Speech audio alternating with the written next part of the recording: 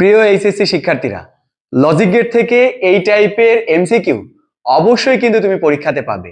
এটা কিন্তু সকল বোর্ডের জন্য কিন্তু ইম্পর্টেন্ট। তো আমরা প্রশ্নটা খেয়াল করি, অনেক শিক্ষার্থী আছে এই টাইপের সার্কিট দেখলে সেটা কিন্তু ভয়ে প্রশ্ন এড়িয়ে যায়। তো যারা ক্লাসটি দেখছো, আশা করি ক্লাসটি করার পরে সহজেই বুঝতে পারবে। সরলীকরণের সূত্রগুলা কিন্তু আগে মাথায় রাখা লাগবে। তো আমাদের এখানে দুইটা সূত্র ব্যবহার হবে। তার মধ্যে আমরা জানি এ এক্সক্লুসিভ অর বি। যারা সরলীকরণের ম্যাথ করেছো এবং যারা এই ম্যাথগুলো পারো না, তারা আমাদের ইউটিউব এবং ফেসবুকে ভিডিও আছে, অবশ্যই ক্লাসগুলো দেখে নিবে। তো এ এক্সক্লুসিভ অর বি, এই সূত্রটা কি? Not A B plus A B not. এবং আরেকটি আছে এক্স নরের ক্ষেত্রে, সেটা কি? সেই সূত্রটি হচ্ছে যে এ বি এক জায়গায় নট হবে না এবং আরেক জায়গায় দুইজনের উপরেই নট থাকবে। তো এই টাইপের কনসেপ্ট কিন্তু পরীক্ষাতে পাবে। এই সূত্র দুইটা মনে রাখলে আই হোপ এই টাইপের অবজেক্টিভ উত্তর দিতে পারবে। তো আমরা প্রথমে খাতা তো ওখানে আর রাফ করা যাবে না, আমরা পরীক্ষাতে যে প্রশ্ন পাবো প্রশ্নের মধ্যে পেন্সিল দিয়ে তথ্যগুলো লিখবো। যদি কোনো টিচার কমপ্লেন দেয়, ইরেজার রাখবা, দেখি সেটা আবার রিমুভ করে দিবা। আচ্ছা দেখি, এটা যেহেতু এ, এই পোর্টটার নাম কি হবে? Not A. এটা যেহেতু বি, এই পোর্টটার নাম কি হবে? Not B.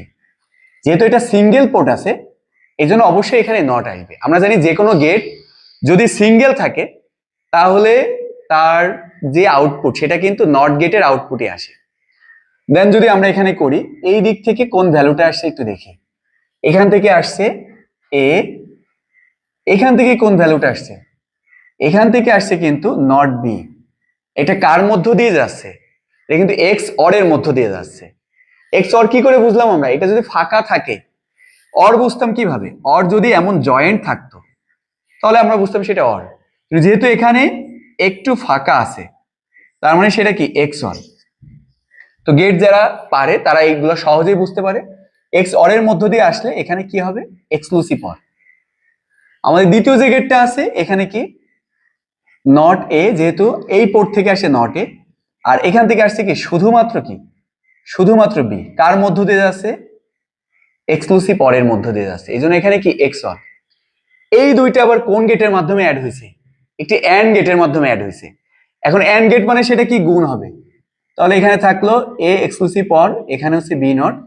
গুণ মানে আমরা যদি পাশাপাশি রাখি তাহলে সেটা কিন্তু গুণ। দেন এখানে দ্বিতীয় ক্ষেত্রে কিন্তু ছিল এটা, এ হচ্ছে দুইটা আউটপুট। আমি এটা একটু নিচে লিখি যাতে একটু বুঝতে সুবিধা হয়। এ এক্সক্লুসিভ অর বি, এর উপরে ছিল নট, এবং এখানে এ নট এ এক্সক্লুসিভ অর, এখানে আছে বি। এই টাইপের কনসেপ্টে কিন্তু উত্তর আমরা পাইনি। এখন আমাদের সরলীকরণ করতে হবে।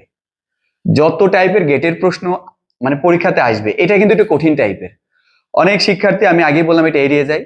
এবং ইউটিউবের মধ্যে এই টাইপের ক্লাস আছে, আমি দেখেছি ম্যাক্সিমাম ক্লাসগুলা স্টুডেন্টের মনোযোগ আকর্ষণের জন্য, যে এরা যাতে সহজে শর্টকাটে উত্তর দিতে পারে। এবং পরীক্ষার হলে গিয়ে দেখে কিন্তু এই টাইপের প্রশ্ন আর নাই। তো আমি বলবো, এই যে আমি যে অবজেক্টিভটা প্র্যাকটিস করাচ্ছি, এটা কিন্তু অবশ্যই তোমরা করে যাবে। আচ্ছা আমরা দেখি, যদি এই অংশটিকে সূত্র যদি আমরা লিখি, আমরা ভাবি যে ওই অংশটুক নাই, প্রথম অংশটিকে সূত্র যদি লিখি তাহলে এখানে কি আসছে উত্তর? এটা এক্সক্লুসিভ অর যেহেতু আছে, তাহলে প্রথমে এর উপরে নট, একটু খেয়াল করো, এর উপরে নট, বির উপরে নট ছিল না, কিন্তু এই যে এখানে নিজস্ব একটা নট আছে, এজন্য অবশ্যই এখানে নট দেওয়ার প্রয়োজন হয়েছে। প্লাস পরবর্তীতে আমরা দেখি যে এর উপরে নট নাই, বির উপরে নট হবে, তাহলে বির নিজস্ব একটা নট ছিল আর সূত্রের একটা নট পেল, তার মানে এখানে ডাবল নট, এই একটা অংশ। দ্বিতীয় ক্ষেত্রে যদি আমরা দেখি, এবার এইটা আমরা যদি ব্রেক করি, তাহলে প্রথমে এই সূত্রটাই এ নট ও নিজস্ব ছিল, সূত্র থেকে একটা পেল, A not B plus A B not. A B নটের ক্ষেত্রে কি?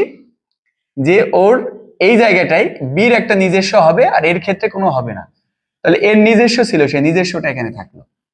আমরা যদি এখন ক্যালকুলেট করি, তাহলে এখানে আসে কি? Not A not B. আমরা যারা সরলীকরণ জানি যে ডাবল নটে কি হয়? ডাবল নটে কি? Without not.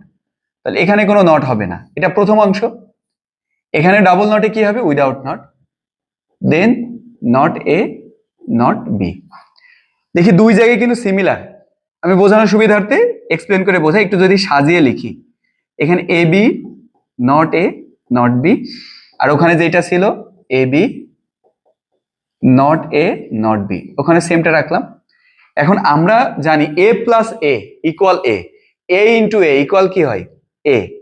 তার মানে এখানে এইটা, এই সম্পূর্ণ অংশটাকে এ ধরি, এই সম্পূর্ণ অংশটাকে এ ধরি, তাহলে এখান থেকে এ ইন্টু এ মানে কয়টা আসবে? অবশ্যই একটা আসবে, দুইটা থেকে একটা। সূত্রটা কি? সূত্র হচ্ছে এ ইন্টু এ ইকুয়াল এ। তার মানে এই অংশটাকে আমরা সম্পূর্ণ এটাকে ইমাজিন করি, এটা এ, দেন আমরা এটাকে ইমাজিন করি এইটা এ, তাহলে এ ইন্টু এ তার মান কত আসবে? এ, দুইটা থেকে একটা, এখানেও সে একটা আসছে। আমাদের উত্তরে তো এটা নাই, উত্তরে কি আছে? নাই। তখন আমরা দেখি যে এ এক্সক্লুসিভ অর বি, তার উপরে যদি নট থাকে, সেটা কার সূত্র? X not. আর এক্স নরের সূত্র কিন্তু এইটা। তো আমাদের যেহেতু এটা আসছে, আমরা মূল সূত্রটা যদি লিখি, এটা কি এ এক্সক্লুসিভ অর বি, তাহলে আমাদের অপশনে এটা আছে কি বি নম্বরে আছে। তাহলে উত্তর কোনটা আমাদের এখানে? উত্তর হচ্ছে বি নম্বর। আশা করি বুঝতে পারছো। এই টাইপের অবজেক্টিভ পরীক্ষাতে যেন স্কিপ করবে না, এবং তোমাদের গাইড অথবা বইয়ের মধ্যে এই টাইপের অবজেক্টিভ থাকলে অবশ্যই সেগুলো প্র্যাকটিস করে যাবে। ধন্যবাদ, দেখা হচ্ছে পরবর্তী ভিডিওতে।